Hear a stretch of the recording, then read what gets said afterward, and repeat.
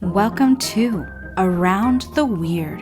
Here's your host, the museum curator of the strange and unusual, Mr. Nothing. Thank you, mysterious voice, and welcome back to Around the Weird, a booktube channel where I talk about all the unusual and out of the ordinary literature that I found in my travels. Today, it is supposed to be Poetry Thursday, but that'll be back next week. I just wanted to get through two stories that I wanted to talk about today. So I'll be talking about two different graphic novels, both of them somewhat unusual, both of them not a big fan of, so this is going to be a bad book roundup, where I just talk about two things that I didn't like. Two graphic novels. So they are Empire State by Jason Shiga. An interesting cover. It shows the Empire State Building and the character of Jimmy looking up at it. And then there is also Pride of Baghdad with a picture of a lion behind rebar and a bunch of other things by Brian K. Vaughn and art by Nico Hinriken. So I'll talk a little bit about both of these, just because I didn't enjoy them too much. I'm probably not going to recommend them, but I'm going to highlight some similarities that I see between them that prevents them from achieving greatness. So without further ado, let's talk about both of these stories. I'll do a little summary and a little analysis, and we'll move on from there. So Empire State, A Love Story or Not by Jason Shiga focuses on the characters of Jimmy and Nora. They are both 20-somethings living in Oakland, living kind of at a crossroads in their lives, deciding what to do next, what to make now that they're adults and they have to make adult decisions. Nora decides to move to New York City, although Jimmy tries to stop her without giving her a good reason to do so. It really seems like Jimmy might have feelings for Nora. It's never explicitly said. It might just be platonic, and this is me reading too much into it. But he never gives her a good enough reason, and she ends up going anyways. Time passes, and Jimmy finds himself becoming more lonely, more isolated, and more in need of the friendship that Nora provided. It's not simply enough to talk on the phone or communicate by email or whatever. He wants to be with her, and so he ends up taking the bus to New York City from Oakland, which is, as someone who's traveled cross country in a bus before, I do not recommend. He gets there, finds that Nora's in a relationship, and has pretty much moved on with her life, and is doing great things at the publishing company that she's working for. And Nora has a lot of questions about why he showed up. And he kind of indicates that he's feeling down and doesn't really know what's going on in his life, but he knows that he likes Nora and that there's a companionship there. Nora says that Jimmy shouldn't have come all this way because it's pretty far, and also he needs to get his life together. He can't simply just go through the motions in Oakland. And so the story ends with Nora buying him a plane ticket, but before he does, she kisses him and says that should get him by for the next 2 years. And he feels a bit more positive, but he also says he feels like an adult now, like he feels old. It's and he also gets on the plane, so it's unclear if there's a relationship going to be developed, or even if that's the point. Nothing seems to get resolved by the end of the story. So a little brief analysis. I do like how Jason Shiga talks about loneliness and how the transition from childhood to adulthood is very difficult, and many people aren't prepared for it. Like, Nora is able to find a job in New York City, and she has a relationship, but when Jimmy talks to her about it, she says that she's kind of thinking that she's going to break up with the guy because the relationship doesn't seem to be going the way she would hope for. And there's also the fact that her her publishing job is kind of difficult. She's thriving in it, but it's still a challenge. So even those of us who feel like they have our lives together, like it's still a struggle to go from that point where most of your decisions were made for you to where you have to make all your decisions. And there's no clear point no roadmap for how you're going to become an adult. It's something you have to navigate on your own, and that's Jimmy's problem. And I really like what Jason does with the story. Like it's pretty good, and there's also the fact that it's a bit unconventional in that Jimmy and Sarah, not Jimmy and Nora. I've been saying it wrong this whole time. But Sarah, like they don't end up together, and it really just seems like their friendship is just that, a friendship. It's platonic, and they need each other in each other's lives, but in a platonic sense. So it doesn't develop beyond anything more than that. And I like how Jason Shiga does that. Like most people would just put these two characters together by the end, but he refrains from doing that. And I also like the art style in this. He differentiates between red and blue colors in a way that I feel is pretty beautiful. I might put the pictures somewhere around here for you to see. But there's a lot of problems with this story. It feels very incomplete by the end. Nothing seems to get resolved, and maybe that's life. Like nothing gets resolved, but it makes the story feel like it's missing a true ending. And there's also the problem that beyond that, it feels very rushed with its storytelling. Like Jason is in a hurry to get from point A to point B, and there's a bunch of stuff missing. It feels like there's entire pages missing from this story where like a character decides to do something and then they're doing it. There's no transition point where they're thinking about it or anything like that.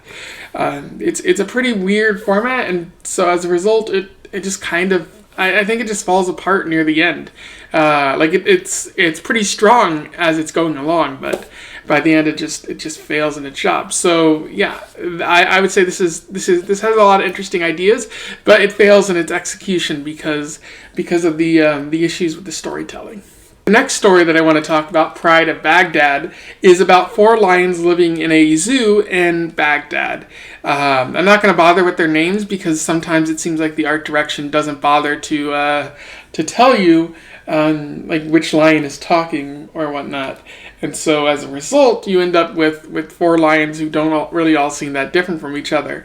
They're living in a zoo in Baghdad when a bunch of bombs begin to fall. This story takes place during the 2003 bombing of Baghdad. The lions see this as their opportunity to escape, and then they contend with monkeys that want to steal the lion cub in this story. They run into tanks which are rolling through the forest near Baghdad, and they also encounter a turtle who recalls a previous war taking place not too long ago in this very region. And they eventually make their way to a city where they encounter just a bunch of rubble, and it's clearly been bombed out and it's on fire. Not a good time. 2 of the lions run into a bear in some sort of palace. I think it might be one of the leaders of Baghdad with their pet bears and pet lions or whatever. And the bear attacks them, but they successfully manage to trick it into getting run over by a bunch of horses. And they make their way up to the rooftops of Baghdad, where they see the sunset, and it's very beautiful. And then they're gunned down by American soldiers, which that was very jarring to me. Like, what? Anyways, that's the end of the story. They note in a pretty ridiculous line that in April of 2003, 4 lions escaped the Baghdad Zoo during the bombing of Iraq. The starving animals were eventually shot and killed by U.S. soldiers. There were other casualties as well. What? Like, what is going... That's a weird thing to say about actual people dying during the bombing of Iraq. Anyway, in terms of analysis for this story, I do like what it has to say about freedom and how we, these lions have an urge for freedom. All creatures have an urge for freedom, and you can't simply stay in bondage in a zoo forever, as it will slowly deteriorate your mind, and you'll be yearning for freedom ever the longer.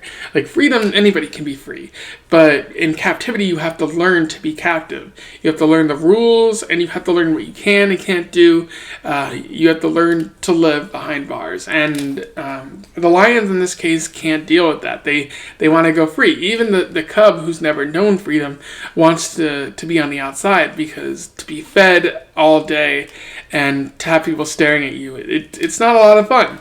And so I do like what Brian K. Vaughn does with that aspect of the story, and I do like the horrors in the story, and how all of this is made to seem ugly, because it is ugly. Turtles covered in oil, tanks steamrolling an entire forest just to get to where they need to go. The orangeness, the how Baghdad's on fire and how it doesn't look pretty at all. And then at the end you see a beautiful sunset, but that's quickly interrupted by the lions being gunned down by the U.S. soldiers. It's a very hideous picture, and I do like that Vaughn is not afraid to show that in this story. But at the same time, again, much like with Empire State, this story feels very incomplete. It feels quite rushed, and it suffers from retrospective issues, where like many of the lions are saying, "Oh, war is wrong," or "I can't believe the humans are doing this," despite the fact that this is 2006 in the story. So the bombing of Iraq took place 3 years after before the story was published, and everyone's like, "Oh, this is terrible" and whatnot. But at the time, a lot of people tried to justify it, and we shouldn't try to retcon history. We should acknowledge that a lot of people were in favor of this war. Maybe the natives, the Baghdadians, and maybe the lions weren't in favor of the war, but to present it as something where everyone was completely on the right side of history after the fact is a bit annoying, and it's a bit on the nose. Like, I know exactly what point you're trying to make, Brian, but you're being very obnoxious about it. And so I feel like all those reasons, this one's a miss as well, much like what happened in Empire State. Both rushed stories that, if they were fleshed out, given a little more time and attention, and given like actual characters and story beats and stuff like that, it could have been a little better. Both of these stories could have been home runs, but they're long drives into left field, and the batter's out. Weird metaphor, but yeah, those were the issues that I saw in these stories. So those are my thoughts on Pride of Baghdad and Empire State by Brian K. Vaughn and Jason Shiga, in that order. Interesting graphic novels that I kind of like, but also are heavily flawed. I'm gonna say I don't recommend them to either one, just because I'm sure there's similar stories out there that are doing exactly what they try to do, but even better. And there's the fact that because they're so rushed, they leave me like wanting more and feeling like the story I was told is missing something. So yeah, don't recommend. Just thought I would share these stories with you today. If you read either of these stories and you want to comment below, let me know what you think. I would be glad to hear from you. We can have a discussion about these interesting and somewhat flawed stories. Otherwise, don't forget to like, share, and subscribe so that other people might find out about these stories or these authors. And in the meantime, I wish you the best of luck in your weird and not at all love story travels. Farewell.